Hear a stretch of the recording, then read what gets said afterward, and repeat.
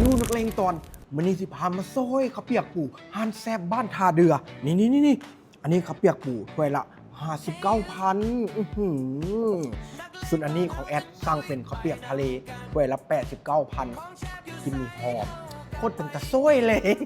เฮาสิบ่ปรุงเดี๋ยวมาซิมแบบสดๆกันเลยมาเบิ่งข้าวเปียกทะเลใส่ตอนทะเลมาให้แบบจุ๊ๆทั้งกุ้งทั้งปูทั้งปลาหมึกแล้วเบิ่งเส้นเพิ่น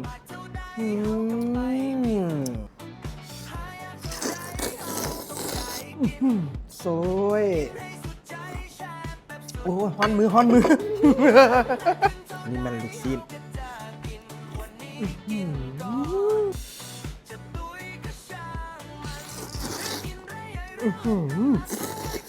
ห้านเพิ่นเปิดทุกมื้อเลยเด้อตั้งแต่9 โมงเช้าจนฮอด9 โมงแลง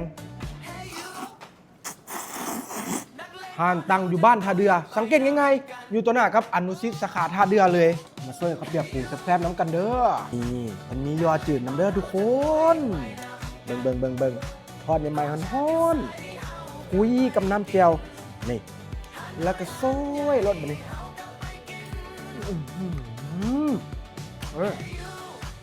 ดี